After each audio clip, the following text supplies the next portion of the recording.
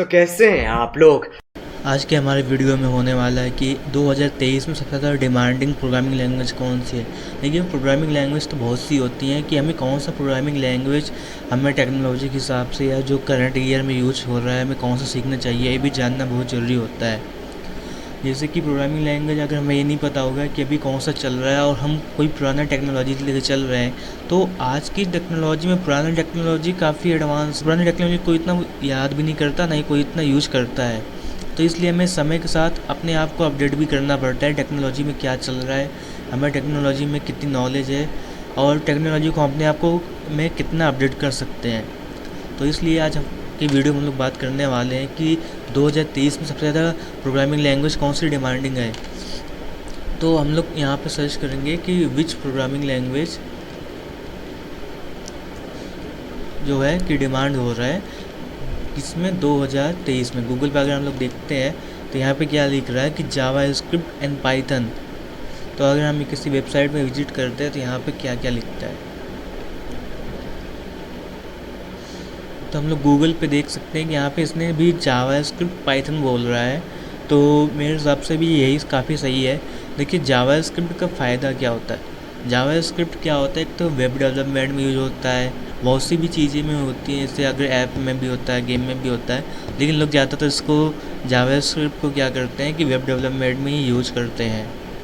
और जावा स्क्रिप्ट का सीखने का फ़ायदा ये भी होता है कि हम इससे बहुत सी चीज़ें कर सकते हैं। जैसे अगर हम जावा स्क्रिप्ट सीख लेते हैं तो इसके बहुत सारे फ्रेमवर्क आते हैं, रिएक्ट हो गया, नोड.जेएस हो गया, रिएक्ट नेटिव हो गया और टाइप स्क्रिप्ट होते हैं। और हमारा जावा स्क्रिप्ट से एक ये होता है, जैसे अगर हम लोग फ्रंट एंड डेवलपर बनना चाहते हैं तो हम जावा स्क्रिप्ट को सीख के हम लोग रिएक्ट में जेएसएक्स जो होता है उसका यूज़ करके रिएक्ट से हम जावा स्क्रिप्ट की बेसिस से हम लोग फ्रंट एंड डेवलपर बन सकते हैं। और अगर हम बैक एंड बनना चाहते हैं तो नोड.जेएस सीख सकते हैं, जो कि जावास्क्रिप्ट का एक फ्रेमवर्क है। और रिएक्ट नेटिव जो कि एक ऐप डेवलपमेंट में आता है, यानी कि हम इससे ऐप भी बना सकते हैं कोई सा भी रिएक्ट नेटिव से, जो कि जावास्क्रिप्ट का ही एक फ्रेमवर्क है। तो जावास्क्रिप्ट कितनी इंपॉर्टेंट लैंग्वेज है, जिससे कि हम एक चीज़ से बहुत सी चीज़ें कर सकते हैं इसके फ्रेमवर्क को यूज करके। और ये काफ़ी मोस्ट यूज लैंग्वेज है, मोस्ट हेटेड भी लैंग्वेज है। हेटेड इसलिए क्योंकि ये काफ़ी कॉम्प्लिकेटेड होता है, यूज इसलिए क्योंकि ये बहुत सी जगह आ जाता है। और जावास्क्रिप्ट सीख के हम क्या क्या कर सकते हैं वो हमने बता दिया है। और पाइथन तो मतलब क्या बताएं इसके बारे में। पाइथन अभी के जो जावास्क्रिप्ट के बाद कोई अगर लैंग्वेज यूज होता है तो पाइथन है। पाइथन हम लोग वेब सर्वर फ्रेमवर्क में यूज करते हैं, यानी कि अगर हमने कोई वेबसाइट बनाया है तो उसकी बैकएंड सर्वर या कोई ऐप बनाया है उसकी बैकएंड सर्वर पर अगर हमें काम करना है तो हम पाइथन से भी कर सकते हैं। पाइथन काफ़ी मतलब हाई लैंग्वेज प्रोग्रामिंग लैंग्वेज आता है ये। और इस पाइथन को हम सिर्फ वेब सर्वर पे नहीं, इसकी बहुत सारे फ्रेमवर्क आते हैं, मॉड्यूल होते हैं, लाइब्रेरी होती है, जिससे कि हम पाई गेम एक होता है जिससे कि हम बनाते हैं अपना ऐप, गेम बनाना चाहते हैं गेम डेवलपमेंट में, तो इसका गेम डेवलपमेंट में भी हम लोग पाइथन का यूज़ कर सकते हैं। और अगर वेब डेवलपमेंट में लगती है उसके साइड साइड पे इससे हमारा जेंगो होता है, फ्लास्क होता है, काफ़ी फेमस है।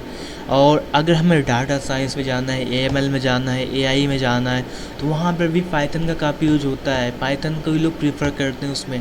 और अगर हम साइबर सिक्योरिटी की फील्ड में जाना चाहते हैं, यहाँ तक कि अगर हम इथिकल हैकिंग भी करना होता है तो इथिकल हैकिंग में भी लोग जितने भी करते हैं, सिर्फ एथिकल हैकर जितने भी होते हैं सब पाइथन को ही प्रीफर करते हैं। जो उनकी मोस्ट प्रीफर लैंग्वेज होती है पाइथन ही इथिकल हैकिंग में यूज़ करते हैं। और अगर हमें कमांड लाइन पे हैकिंग करना होता है तो हम लोग बैश का यूज़ करते हैं।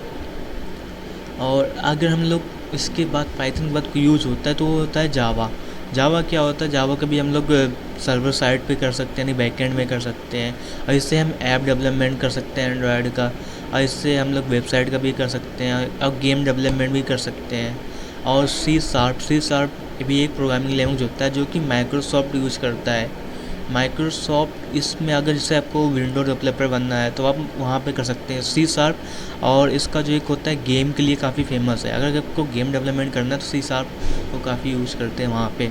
और कॉटलिन एक प्रोग्रामिंग लैंग्वेज आता है, कॉटलिन भी हमारे एंड्रॉयड ऐप डेवलपमेंट के लिए आता है, यानी कि अगर हमें कोई एंड्रॉयड का ऐप बनाना है तो उसके लिए हम कॉटलिन का यूज़ करते हैं।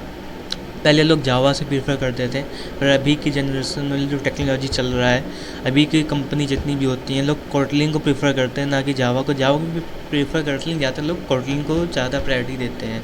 और उसके बाद जो आता है स्विफ्ट। स्विफ्ट क्या करता है, ये भी हमारे डेवलपमेंट में आता है ऐप के, लेकिन ये अगर हमें iOS डेवलपर बनना है या मैकोस में से आईफोन का होता है, तो हमें वहाँ पर स्विफ्ट को लैंग्वेज को यूज़ करते हैं। और एक होता है गो जो कि गो जो होता है वो हमारे क्लाउड के लिए होता है, नेटवर्क प्रोग्रामिंग में यूज़ करते हैं। और ये बैकएंड डेवलपमेंट के लिए भी यूज होता है गो लैंग्वेज। और टाइप स्क्रिप्ट जो होता है हमारा, ये काफ़ी जावास्क्रिप्ट का एक फ्रेमवर्क है जो कि बताया था। और इसके बाद हमारा होता है C++। ये भी काफ़ी मतलब गेम डेवलपमेंट में काफ़ी यूज होता है। अगर सॉफ्टवेयर डेवलपर बनना होता है तो वहाँ पर भी लोग काफ़ी यूज करते हैं इन लैंग्वेज को। और जो हमारा ये होता है, अगर आपको साइबर सिक्योरिटी की फील्ड में जाना है, एथिकल हैकिंग में, तो वहाँ पर पाइथन तो होता ही है, बैश भी होता है, और एक रवि करके चलता है। तो आपको जिस भी फील्ड में जाना है, आप उस फील्ड के हिसाब से आप अपने प्रोग्रामिंग लैंग्वेज को चूज़ कर सकते हैं कि आपके लिए कौन सा बेस्ट प्रोग्रामिंग लैंग्वेज है। आप ये नहीं कि मल्टीपल प्रोग्रामिंग लैंग्वेज को सीख रहे हैं, आप बस टाइम वेस्ट कर रहे हैं। तो आपको जिस फील्ड में जाना है, उस प्रोग्रामिंग लैंग्वेज को जो सबसे अच्छे आपको आता है, जो ईजी लगता है, उसी को चुनिए, उसी को सीखिए। यानी कि हम मल्टीपल प्रोग्रामिंग लैंग्वेज में जा रहे हैं और हमें एक भी चीज़ ठीक से नहीं आता है, तो एक ही प्रोग्रामिंग लैंग्वेज चूज़ करो जो अच्छे से कर सकते हो।